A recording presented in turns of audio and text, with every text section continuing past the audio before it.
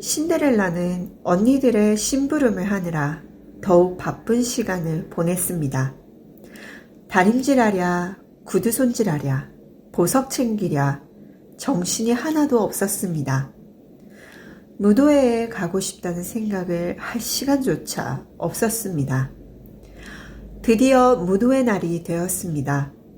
언니들은 아침부터 요란하게 부산을 떨다가 마차에 올랐습니다. 화려한 드레스에 번쩍거리는 보석을 달고 떠나는 언니들의 뒷모습을 바라보다가 신데렐라는 그만 울음을 터뜨리고 말았습니다. 나도 무도회에 가고 싶어. 신데렐라는 돌아가신 어머니 생각이 간절했습니다. 그 바람에 눈물이 그치지 않고 계속 흘러내렸습니다. 어머니가 살아계셨다면 언니들보다 더 아름다운 모습으로 무도회에 참석할 수 있었을 테니까요. 신데렐라가 슬프게 흐느끼고 있을 때였습니다. 갑자기 하늘이 뿌옇게 흐려지더니 환한 빛을 내며 요정이 내려왔습니다. 요정은 부드러운 손길로 신데렐라의 눈물을 닦아주었습니다. 신데렐라야, 울지 마라. 널 무도회에 보내줄게. 요정은 신데렐라를 정원으로 데려갔습니다. 호박 하나를 구해오렴. 신데렐라는 요정이 시키는 대로 호박을 가져왔습니다. 요정은 지팡이로 호박을 톡톡 건드렸습니다. 그러자 놀랍게도 호박은 화려한 마차로 변했습니다. 이제 말과 마부를 만들어야지. 요정은 쥐덫에 걸린 6마리의 쥐를 지팡이로 톡톡 건드려 말로 만들었습니다. 그리고 큰 쥐를 찾아 콧수염이 멋들어진 마부로 만들었습니다. 신데렐라의 시중을 들 하녀가 필요하겠지? 화분 뒤에서 도마뱀 6마리를 가져오렴. 신데렐라는 요정이 시키는 대로 도마뱀을 잡아왔습니다. 요정은 도마뱀의 머리를 톡톡 건드려 6명의 충실한 하녀로 만들었습니다. 하녀들은 신데렐라 곁에 나란히 섰습니다. 이제 갈 수 있겠지? 신데렐라는 대답 대신 자신의 누더기를 내려다보았습니다. 걱정 마라, 신데렐라. 세상에서 가장 아름다운 드레스를 만들어줄 테니. 요정은 지팡이로 커다란 원을 그린 다음 신데렐라의 누더기를 톡톡 건드렸습니다. 그러자 제투성이 누더기는 눈이 부시도록 아름다운 드레스로 변했답니다. 신데렐라는 세상에서 가장 아름다운 아가씨가 되었습니다. 요정은 신데렐라에게 유리구두를 신겨 주었습니다. 신데렐라, 무슨 일이 있어도 12시까지는 꼭 돌아와야 한다. 명심해야 해. 요정은 신신당부했습니다. 걱정 마세요. 12시까지는 반드시 돌아올게요. 신데렐라는 굳게 약속하고 마차에 올랐습니다. 신데렐라를 태운 마차는 궁궐을 향해 힘차게 달렸습니다. 신데렐라의 화려한 마차가 궁궐 앞에 도착하자 사람들은 모두 궁금한 눈으로 바라보았습니다. 신데렐라는 사람들의 시선을 한몸에 받으며 무도회장으로 들어갔습니다. 무도회장으로 들어서는 신데렐라를 보고 왕자는 첫눈에 반해버렸습니다.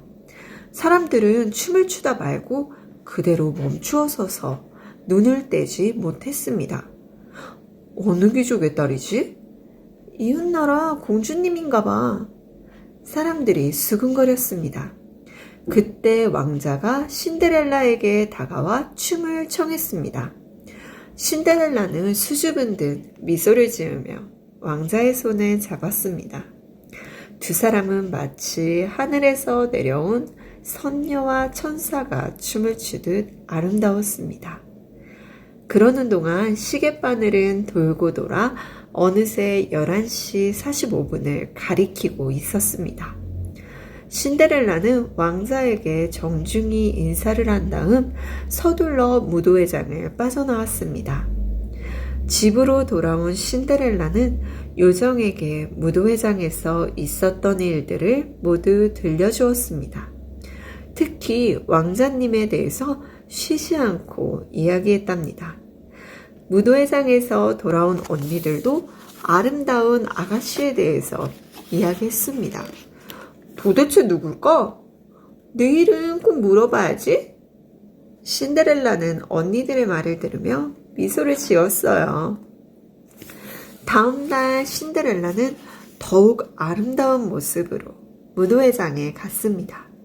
왕자는 일찍부터 나와 신데렐라를 기다리고 있었습니다.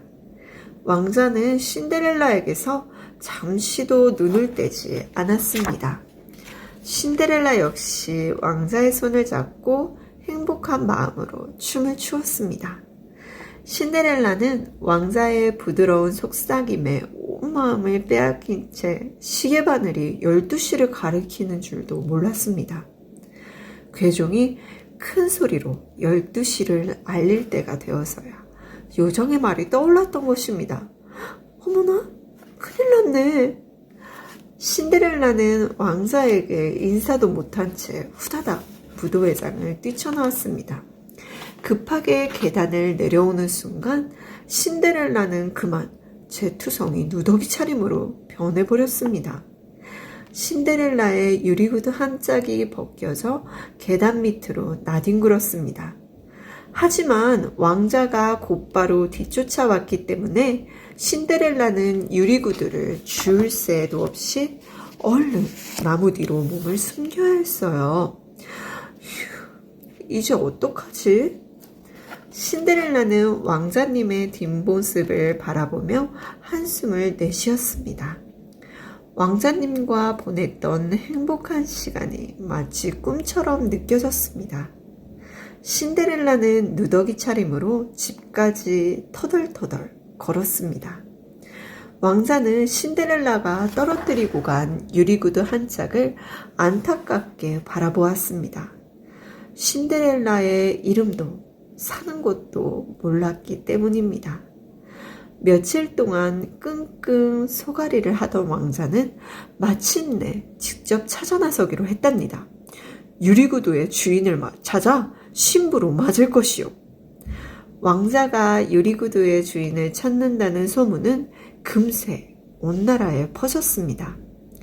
왕자의 신하들은 전국을 돌며 수많은 아가씨들에게 유리구두를 신겨보았습니다.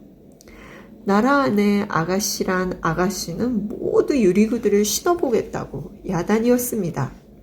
하지만 아름다운 유리구두의 주인은 어디에도 없었답니다.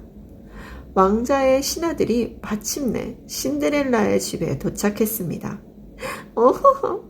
난 이제 곧 왕자님의 신부가 될 거야. 언니들은 발을 작게 하려고 꽁꽁 싸매었던 헝겊을 풀며 호들갑을 떨었습니다. 하지만 작고 아름다운 유리구두에는 발가락도 제대로 들어가지 않았습니다. 언니들을 가만히 보고 있던 신데렐라는 빙긋이 미소 지으며 말했습니다. 저도 유리구두를 한번 신어보겠어요. 제투성이가 유리구두를 신겠다니 말도 안 되지. 언니들은 신데렐라를 마구 비웃었습니다. 하지만 신데렐라가 유리구두를 신는 순간 비웃던 입을 제대로 다물 수도 없었답니다. 유리구두가 신데렐라의 발에 꼭 맞았거든요. 세상에, 신데렐라가 바로 그 아가씨라고? 신데렐라는 유리구두의 나머지 한 짝도 꺼내 신었습니다. 마침 요정이 나타나 신데렐라의 누더기를 톡톡 건드렸습니다. 그러자 누더기는 무도회장에서 입었던 아름다운 드레스로 변했습니다. 언니들은 신데렐라의 발밑에 엎드려 그동안의 잘못을 빌고 또 빌었습니다. 언니들 괜찮아요.